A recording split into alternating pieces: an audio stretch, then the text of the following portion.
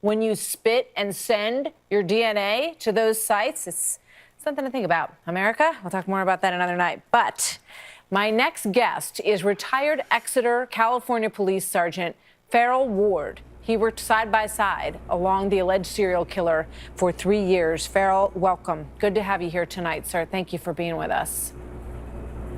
Thank you for having me. I just can't even imagine. I read about how you spent a lot of time side by side. You never suspected him of anything like this. What was it like when you saw his picture and realized how close you had been to him all those years? I was devastated. I just couldn't believe that one of our guys could do something like that. Tell me what he was like. What he is like. Pardon me? Tell me what he's like and what he was like then that led you to not suspect anything at all.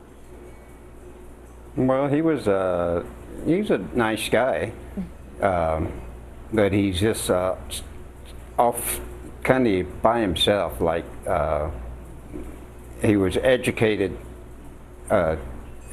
person, but he didn't have no common sense. He didn't like to joke around, play around, or anything. He just kind of standoffish type guy. So you say that, he was around you, he was in your house, around your family. What is it like when you hear about these murders and these rapes and you realize that it could have happened to any one of you? Yes, very much could. I had him in my house. We drank tea. He's even had dinner with me, because when we worked together, if a person lives out of town, then I usually invite him to my house, because my wife cooked every night, and I would have one of the guys come have dinner with me at nighttime. So I had my wife and my daughter there, and never thought for a moment that something like this would happen. Is there anything looking back, Farrel, that you think about when you think about things that he said or did that maybe shed some light on what was going on? There was nothing. I couldn't believe it when I saw him on TV, but there was no indication whatsoever that this guy had any dark side to him whatsoever. And he was just another policeman, just like any of the other guys.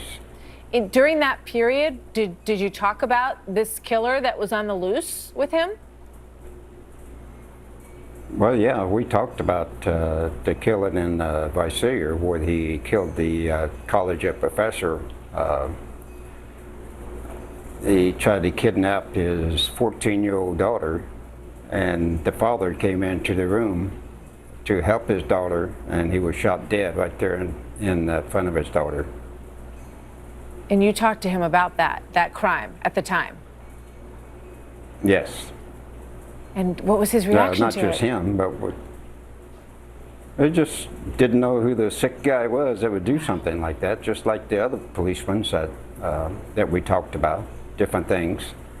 And Visalia PD, they investigated it, the incident, and then the next week, Visalia Police Department put guys in different neighborhoods. The police officers dropped them off in different parts of the city.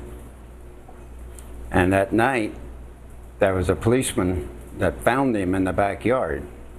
And they teach us in our training to hold your flashlight away from your body. Mm-hmm. So he was holding out his flashlight, and this guy shot directly into his flashlight and just blew it all apart.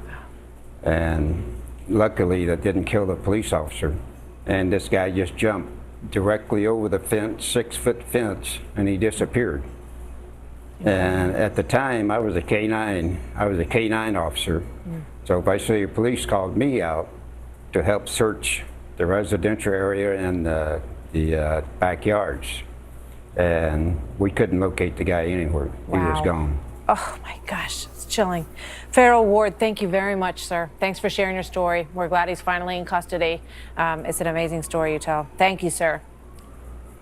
Thank you for having me. Our pleasure. So coming up next on this story, former Green Party presidential candidate Jill Stein on why she's refused